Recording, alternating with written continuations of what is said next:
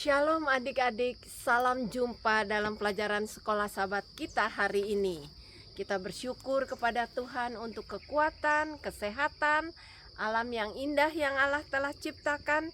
Terlebih atas kasih karunia-Nya, Yesus telah mati bagi kita untuk mendapat keselamatan. Sebelum kita belajar sekolah sahabat kita, baiklah kita berdoa. Terima kasih Bapa dalam surga untuk kasih sayang-Mu, sehingga pada saat ini kami dapat belajar sekolah sahabat kami. Biarlah Roh Kudus menerangi pikiran kami dan memberikan kami pengertian dan kuasa menghidupkan dalam hidup kami. Terima kasih Yesus, dalam nama Yesus kami berdoa. Amin. Selamat sahabat adik-adik, sekali lagi pelajaran sekolah sahabat kita tentang kesalahan yang diampuni. Kesalahan yang diampuni. Dengan ayat hafalan yang terdapat dalam Lukas 22 ayat 32. Lukas 22 ayat 32 yang bunyinya seperti ini. Tetapi aku telah berdoa untuk engkau, supaya imanmu jangan gugur. Jika engkau sudah insaf, kuatkanlah saudara-saudaramu. Tuhan Yesus berdoa untuk kita, supaya kita kuat, supaya kita juga dapat menguatkan orang lain. Cerita kita hari ini tentang dua orang tokoh yang berlawanan. Pertama adalah Yudas. Yudas adalah tokoh seorang yang mempunyai perawakan yang dikagumi oleh sahabat-sahabatnya.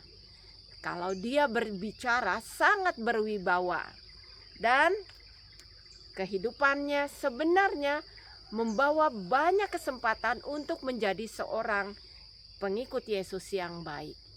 Tetapi sangat menyedihkan, sejarah tentang kehidupan Yudas berakhir dengan sangat menyedihkan. Nah, sebelum Paskah, Yudas telah memutuskan untuk menjual Yesus kepada imam-imam dan orang-orang Farisi. Bayangkan, sudah sejak lama imam-imam dan orang-orang Farisi ini telah bermufakat untuk menangkap Yesus, tetapi tidak bisa, tidak ada kesempatan. Nah, sekarang kesempatan ada di depan, terbuka karena muridnya sendiri menjual dia dengan 30 keping perak, harga seorang budak. Yudas yang tamak, Yudas yang mementingkan diri, tidak dapat dipengaruhi oleh khotbah-khotbah Yesus, tidak dapat dipengaruhi oleh mujizat-mujizat yang banyak yang telah dilihatnya. Mengapa dia tidak menyerahkan hidupnya sepenuhnya kepada Yesus? Dia lebih mementingkan uang daripada keselamatan jiwanya sendiri. Nah, sekarang bulan purnama pada malam itu, Yesus dengan murid-murid yang lain, Yakobus, Petrus, dan Yohanes, berdoa di Taman Getsemani.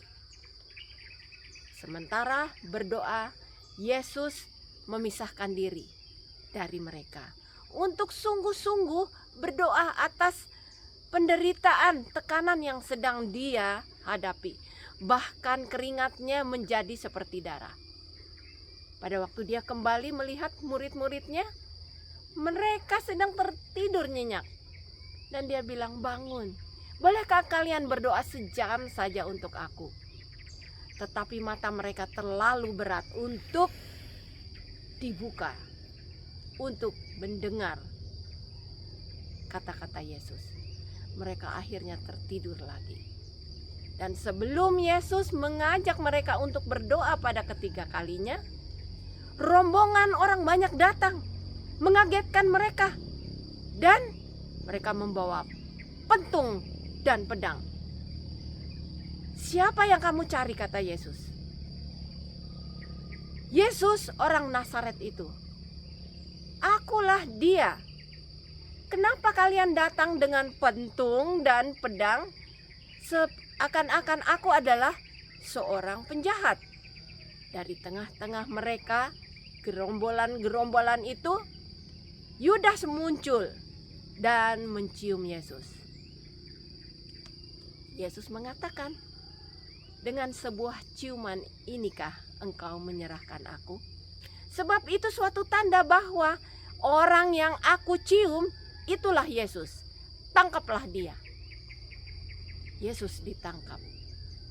Seorang murid Yesus yang tidak sabaran mengambil pedangnya, memotong telinga dari seorang hamba imam besar.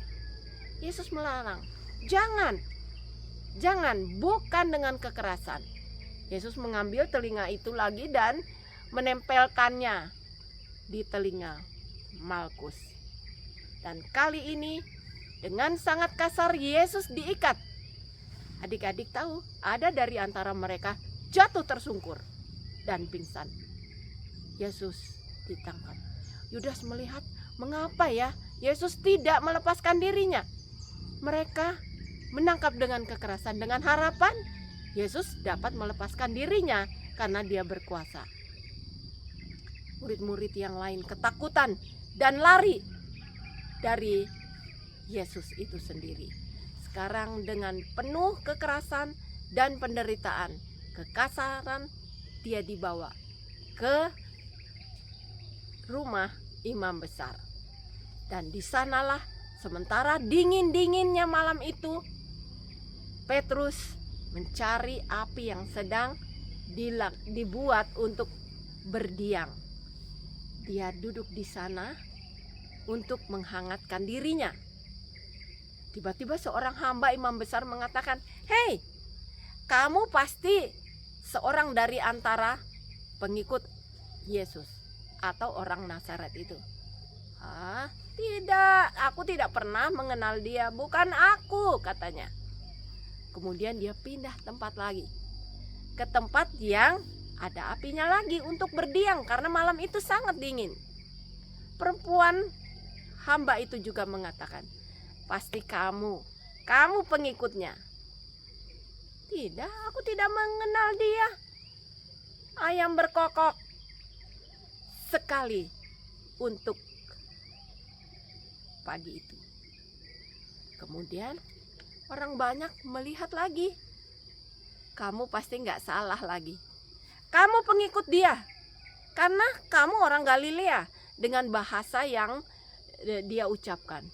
"Oh, sumpah," katanya, "aku tidak mengenal dia." Kemudian apa yang terjadi? Ayam berkokok kedua kalinya.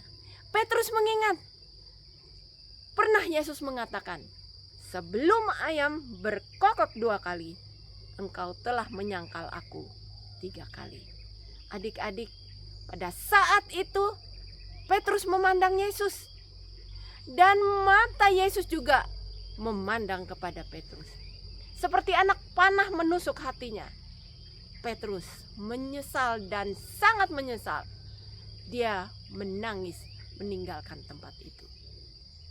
Tetapi pandangan Yesus memberi pengampunan pada Petrus. "Aku berdoa," kata Yesus, "supaya engkau menjadi orang yang kuat dan menguatkan orang lain." Petrus bertobat. Sebaliknya, Yudas walaupun mendapat kesempatan istimewa untuk menjadi pengikut Yesus, tidak dapat menyerahkan hidupnya sepenuhnya karena pilihannya sendiri. Jadi adik-adik, kita mendapat kesempatan untuk mengikut Yesus, menjadi anak-anak Tuhan. Mudah-mudahan kegagalan-kegagalan yang kita lakukan, kita sadari dan pasti kita diampuni. Untuk mengakhiri pelajaran sekolah Sabat kita, baiklah kita berdoa. Terima kasih Bapa dalam surga untuk pelajaran hari ini. Biarlah Roh Suci boleh menolong kami untuk mengikuti Yesus. Dan biarlah pengalaman Yesus untuk menegur kami boleh kami tanggapi dan menjadi anak-anak Tuhan yang menurut kehendak Tuhan. Dalam nama Yesus kami berdoa. Amin. Sampai sini adik-adik pelajaran sekolah sahabat kita. Sampai jumpa lagi ya.